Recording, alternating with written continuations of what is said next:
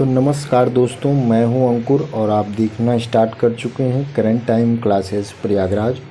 हम लोगों ने अपनी सीरीज में उत्तर प्रदेश, बिहार और मध्य प्रदेश को पढ़ा था। आज एक ही वीडियो में सभी राज्यों से जो राज्य संबंधित करंट अफेयर होते हैं उनके बारे में आज हम लोग पढ़ेंगे। दोस्तों, हमारी पहली न्यूज़ है राजस्थान से। राजस्थान से पहली न्यूज़ है जिसमें मुख्यमंत्री किसान सम्मान निधि योजना का शुभारंभ हुआ है। 30 जून को यहाँ के मुख्यमंत्री श्री भजन लाल शर्मा ने टोंक की कृषि उपज मंडी में राज्य सरकार की मुख्यमंत्री किसान सम्मान निधि योजना का शुभारंभ किया है। अभी तक प्रधानमंत्री किसान सम्मान निधि योजना थी। मुख्यमंत्री किसान सम्मान निधि योजना की बात आ जाए तो आपके दिमाग में तुरंत राजस्थान आना चाहिए। आगे बढ़ें तो अगली न्यूज़ हमारी उत्तराखंड से है। उत्तराखंड ने अपनी पहली पक्षी गैलरी का उद्घाटन किया है। यहाँ की वन विभाग ने 15 जुलाई को देहरादून में जाली ग्रांट स्थित प्रकृति शिक्षा केंद्र में राज्य की पहली पक्षी गैलरी की स्थापना की है। बस इतना ही जानना है। अगली न्यूज़ है झारखंड से, बेहद इम्पॉर्टेंट है क्योंकि झारखंड के सभी अभ्रक खदानें जो हैं वो बाल श्रम मुक्त हो गई हैं। आगे इसके बारे में विस्तार से पढ़ते हैं। तो 5 जुलाई को राष्ट्रीय बाल अधिकार संरक्षण आयोग ने झारखंड की सभी अभ्रक खदानें, जो अभ्रक की खदानें हैं, उनसे बाल श्रम मुक्त कर दिया है। उनको अभ्रक खदानों से सभी बाल मजदूरों को हटा लिया गया है और उनका नामांकन स्कूलों में कराया गया है। ये एक अच्छी खबर है।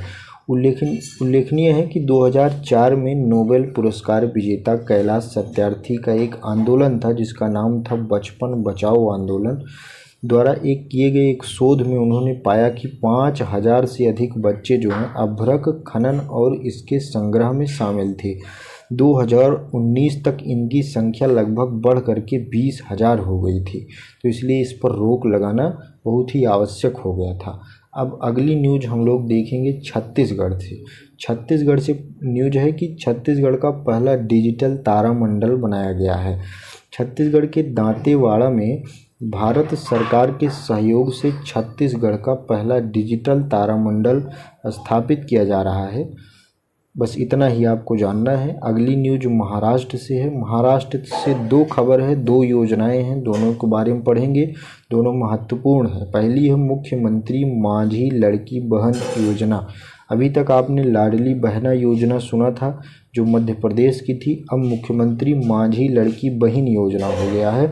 ये जुलाई में महाराष्ट्र सरकार ने राज्य की महिलाओं को सशक्त बनाने के लिए मुख्यमंत्री माझी लड़की बहन योजना का शुरुआत किया है। सरकार ने इसके तहत 21 से 65 वर्ष की आयु की महिलाओं को 1500 रुपये मासिक भत्ता देने की घोषणा की है। अभी तक आपने लाडली बहना योजना सुना था, अब लाडली भाई योजना भी आ गई है। सिर्फ बहनों के लिए नहीं, भाइयों के लिए भी योजना महाराष्ट्र सरकार लेकर के आई है।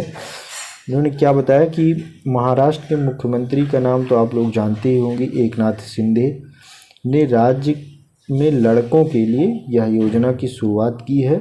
इसका उद्देश्य है कुशल कार्यबल तैयार करना।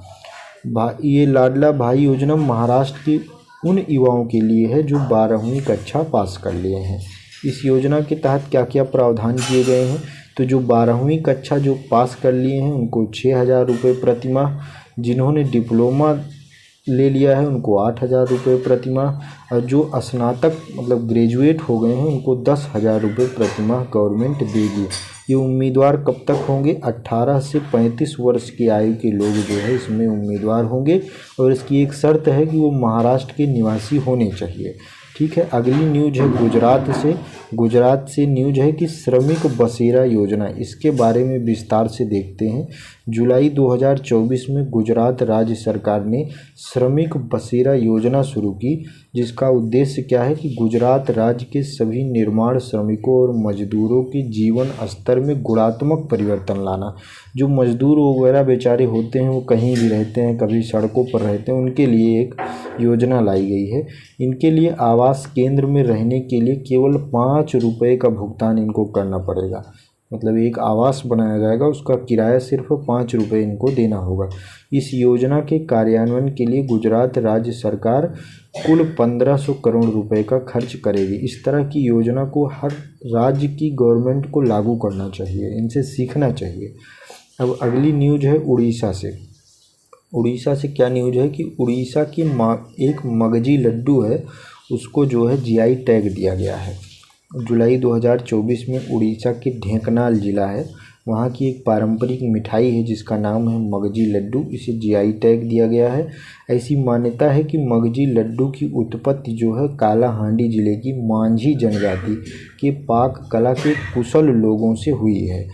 इसे कैसे बनाया जाता है तो भैंस के दूध से इसे बनाया जाता है, और यह भैंस के दूध से जो पनीर बनती है उसका उपयोग चीनी इलायची से बनाया जाता है।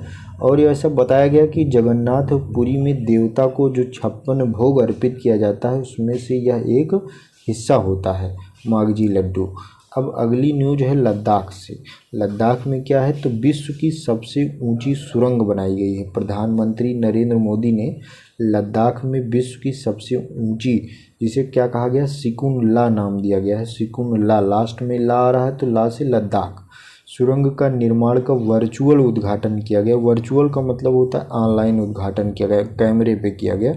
सिकुन ला सुरंग 4.1 किलोमीटर लंबी ट्विन ट्यूब संरचना है जो नीमू पदुम दारचा रोड पर लगभग 1580 फीट की ऊंचाई पर बनाई जा रही है। इस परियोजना को फरवरी 2023 में प्रधानमंत्री के नेतृत्व वाली कैबिनेट कमेटी ऑन सिक्योरिटी ने मंजूरी दी थी।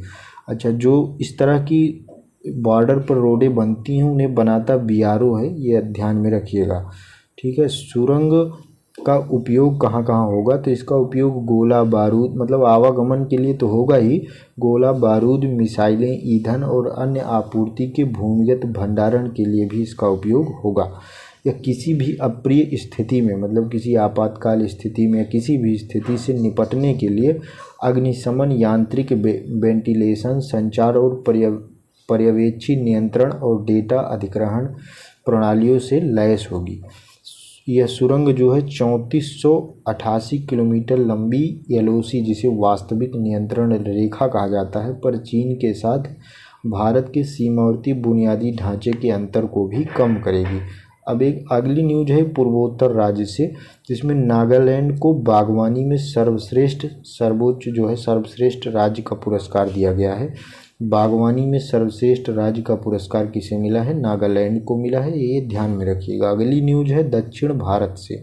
दक्षिण भारत से क्या न्यूज है कि राजीव गांधी सिविल अभ्यासतम कार्यक्रम, ये 20 जुलाई को तेलंगाना के मुख्यमंत्री हैं रेवंत रेड्डी, अभी हाल ही में बने हैं। इनका नाम आपको याद रखिएगा, यहाँ पे कांग्रेस जीती थी इसलिए इनका नाम राजीव गांधी के नाम पर रखा हुआ है, ठीक है। इस तरह से अगर आपको पकड़ना आ जाए तो एक अच्छी बात है। राजीव गांधी सिविल अभ्यासतम किस राज्य में हो गई, मान लीजिए वहाँ तेलंगाना है, मध्य प्रदेश है, उत्तर प्रदेश है, तो आपको पता होना चाहिए राजीव गांधी नाम रखा है तो कांग्रेस गवर्नमेंट होगी। कांग्रेस गवर्नमेंट तेलंगाना में ही है, न मध्य प्रदेश में है न उत्तर प्रदेश में है। इसका उद्देश्य क्या है तो तेलंगाना के जो सिविल सेवा उम्मीदवार, मतलब जो तैयारी करते हैं सिविल सेवा को, उनको वित्तीय सहायता प्रदान करना। इस योजना के तहत मुख्य परीक्षा के लिए अर्हता प्राप्त करने वाले उम्मीदवारों, मतलब जो मेंस देते हैं, उनके लिए तैयारी करने के लिए 1 लाख रुपए का प्रदान किए जाएंगे। इसमें कौन कौन आएगा इसको देख लीजिए। अनुसूचित जाति के लोग, अनुसूचित जनजाति के लोग, अन्य पिछड़ा वर्ग आएगा, महिला आएगी, और जो ईडब्ल्यूएस मतलब आर्थिक रूप से कमज़ोर वर्ग की श्रेणी के उम्मीदवार इसके पात्र होंगे। लेकिन एक शर्त है कि उनकी पारिवारिक आय 8 लाख रुपए से कम होनी चाहिए। दोस्तों, यहीं पर हमारा वीडियो समाप्त होता है। अगर आपको अच्छा लगा हो तो वीडियो को लाइक करिएगा और शेयर कीजिएगा और चैनल को सब्सक्राइब करिएगा। पूरा वीडियो देखने के लिए आपका बहुत बहुत धन्यवाद। जय हिंद, जय भारत।